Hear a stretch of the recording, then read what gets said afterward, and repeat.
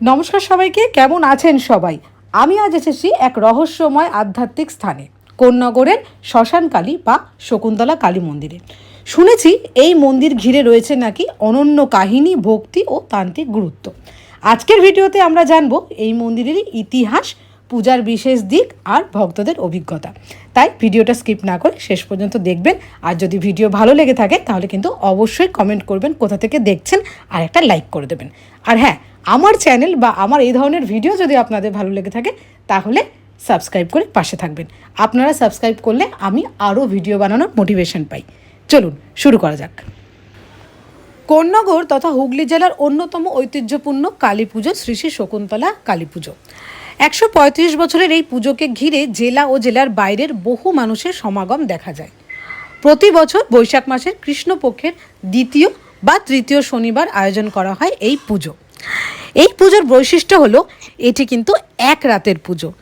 সূর্য ডোবার পর মাকে মন্দিরে আনা হয় এবং সূর্য ওঠার আগেই মায়ের বিসর্জন হয়ে যায়। তবে মেলা কিন্তু চলে 7 দিন ধরে এবং 7 দিন ধরেই সেখানে খুব ভিড় হয়।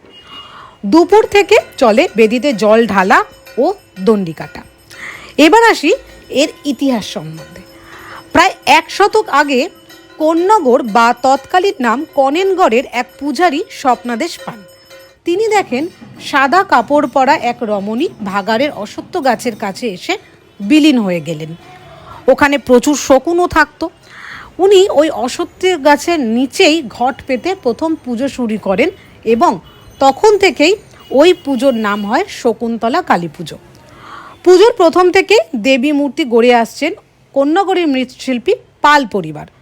5 প্রজন্ম পেরিয়ে বর্তমানে বাদল পাল তৈরি করেন দেবীর মূর্তি।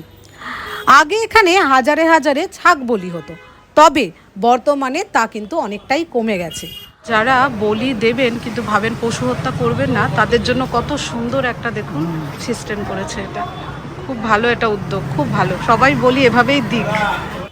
আমরা যখন এই মন্দিরে গেছিলাম তখন দেখলাম কিন্তু এক অভিনব কায়দায় বলি হচ্ছে। সেখানে সন্দেশের ছাগ বা পাঠা বানিয়ে সেটা কিন্তু বলি হচ্ছে। তবে এখানে বলির ব্যাপারে আপনারা ওখানকার তত্ত্বাবধানে থাকা লোকের সাথে যোগাযোগ করে নেবেন, ওনারা আরও ডিটেলসে আপনাদের বলে দেবে। আরও একটা ইম্পর্টেন্ট কথা বলি, ওখানে কিন্তু নর্মালি নিত্য পুজো রোজই হচ্ছে, কিন্তু ভক্তদের জন্য পুরোহিত দ্বারা অঞ্জলি দেওয়ার যে ব্যাপারটা সেটা কিন্তু শনি এবং মঙ্গলবার হয়। তো আপনারা গেলে শনি মঙ্গলবারই চেষ্টা করবেন।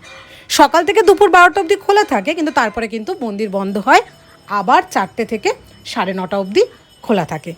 আর বলির ব্যাপারটা কিন্তু করলে সেটা সকালে 12টার মধ্যেই করতে হবে। আশা করি আমার এই ভিডিও আপনাদের ভালো লেগেছে। যদি ভালো লেগে থাকে তাহলে কিন্তু অবশ্যই একটা লাইক করবেন, কোথা থেকে দেখছেন সেটাও জানাবেন, আর আপনারা এখানে গেছেন কি না সেটাও জানাবেন। আর যদি এরকম ভিডিও ভালো লেগে থাকে তাহলে চ্যানেলটা সাবস্ক্রাইব করবেন। আচ্ছা, কোথায় যাবেন তো বললাম, কিন্তু কিভাবে যাবেন সেটা বলি। আরও একটা জিনিস জানাবেন, সেটা হচ্ছে আপনাদের এরিয়াতে এই রকম মান্যতার মন্দির, কিসের মন্দির আছে এবং সেটা কোথায়। যদি সম্ভব হয় আমি সেখানেও গিয়ে একবার দর্শন করে আসব। হাওড়া মেন লাইন থেকে যদি আসেন কোন্নগর স্টেশন নামবেন, বা ব্যান্ডেলের দিক থেকে আসলে, তারকেশ্বরের দিক থেকে আসলেও কোন্নগর স্টেশন নামবেন। ওখান থেকে টোটোতে 10 টাকা ভাড়া নেবে, বলবেন শকুন্তলা কালীবাড়ি যাব। বাসের দিক থেকে যদি আসেন তাহলে বাটার ঘাটের যে স্টপেজ সেখানে নামতে হবে, তারপর সেম আপনি টোটো ধরে 10 টাকা ভাড়া নেবে, নামবেন শকুন্তলা কালীবাড়ি। আর গাড়িতে আসলে একেবারেই লোকেশান দিয়ে ওখানেই চলে আসবেন। আর বাকি শিয়ালদার দিক থেকে আসলেও আপনি, এখন তো আরও ইজি, শিয়ালদার দিক থেকে মেট্রো করে আপনি হাওড়া চলে যাবেন। ওখান থেকে যেরকমটা বললাম কোন্নগর, মোদ্দা কথা আপনাকে কোন্নগর নেমে টোটো করে ওখানে যেতে হবে, খুবই ইজি।